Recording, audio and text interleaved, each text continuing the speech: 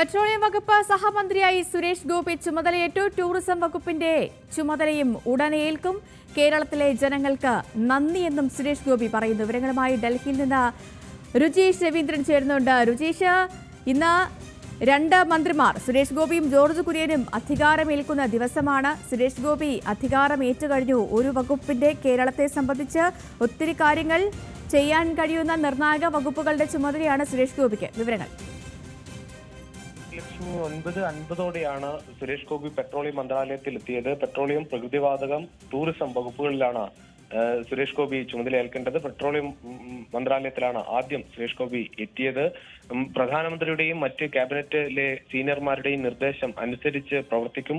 കാര്യങ്ങൾ പഠിച്ച് ചെയ്യാനായിരിക്കും പരമാവധി താൻ ശ്രമിക്കുക. നാടിനായി പരമാവധി ചെയ്യും എന്ന് ചുമതല ഏറ്റെടുക്കുമ്പോൾ സുരേഷ് ഗോപി പ്രതികരിക്കുന്നു. കേരളത്തിലെ ജനങ്ങൾക്ക്, പ്രത്യേകിച്ച് തൃശ്ശൂരിലെ ജനങ്ങൾക്ക് ഒരിക്കൽ കൂടി നന്ദി എന്ന് പറഞ്ഞാണ് സുരേഷ് ഗോപി പെട്രോളിയം മന്ത്രാലയത്തിലേക്ക് പോയത്. എന്തായാലും കേരളത്തിന്റെ ഈ ഘട്ടത്തിൽ ആദ്യത്തെ മന്ത്രിയായി സുരേഷ് ഗോപി എത്തിയിരിക്കുന്നു. ഇനി ജോർജ് കുര്യൻ കൂടി ഈ ചുമതല ഏൽക്കേണ്ടതുണ്ട്. ന്യൂനപക്ഷ, ഫിഷറീസ്, മൃഗപരിപാലന, ക്ഷീരോത്പന്ന വകുപ്പുകളുടെ സഹമന്ത്രിയായാണ് ജോർജ് കുര്യൻ ചുമതലയേൽക്കുക. എന്തായാലും സുരേഷ് ഗോപി വലിയ പ്രതീക്ഷയിൽ തന്നെയാണ് ഇന്ന് ഇപ്പോൾ ചുമതല ഏറ്റെടുത്ത്. കഴിഞ്ഞ ദിവസങ്ങളിലൊക്കെ ഒരു ആശങ്ക അദ്ദേഹം മന്ത്രിയായി തുടരുമോ എന്ന കാര്യത്തിലൊക്കെ ഉണ്ടായിരുന്നു. അതിന് അദ്ദേഹം ഇന്നലെ ഫേസ്ബുക്കിലൂടെ പ്രതികരണവും നടത്തി.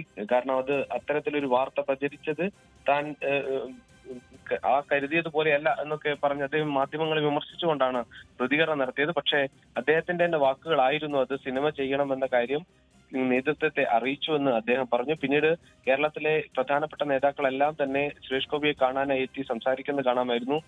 അമിത്ഷായും പ്രധാനമന്ത്രി ഉൾപ്പെടെ സുരേഷ് ഗോപിയോട് വിളിച്ച് സംസാരിച്ചു എന്നാണ് അറിയുന്നത്. അദ്ദേഹത്തിന്റെ പാഷൻ സിനിമ അത് ഈ മന്ത്രിസ്ഥാനത്തോടൊപ്പം തന്നെ കൊണ്ടുപോകാനാകുന്ന ഒരു സാഹചര്യം തന്നെ ഉണ്ട് എന്ന് തന്നെയാണ് നേതാക്കൾ അദ്ദേഹത്തെ അറിയിച്ചിരിക്കുന്നത്. എന്തായാലും മന്ത്രിയായി അദ്ദേഹം ചുമതലയേറ്റിരിക്കുന്നു.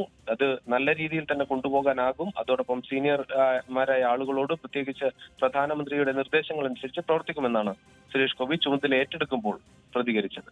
രുചേഷ്, ഒപ്പം തന്നെ മറ്റ് ഏതൊക്കെ മന്ത്രിമാർ ഇതുവരെ ചുമതല എടുത്തു കഴിഞ്ഞു? ഈ ചടങ്ങുകൾ എപ്പോഴാവും പൂർത്തിയാവുക?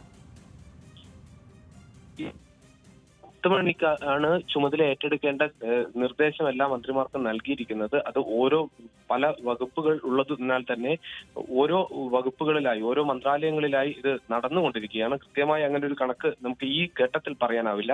ഓരോ മന്ത്രാലയത്തിലുമായി ഇന്ന് രാവിലെ മുതൽ അവർ സന്ദർശിച്ച് ആ മന്ത്രാലയത്തിൽ ഒപ്പിട്ട് ചുമതല ഏറ്റെടുത്തതിന് ശേഷം ഉദ്യോഗസ്ഥരുമായി ഒരു അല്പസമയം സംസാരിച്ച് നിർദ്ദേശങ്ങൾ നൽകിയ ശേഷമാണ് മറ്റ് മന്ത്രാലയങ്ങളിലേക്ക്, ഒന്നിലധികം മന്ത്രാലയങ്ങളുള്ള മന്ത്രിമാർ പോകുന്നത്.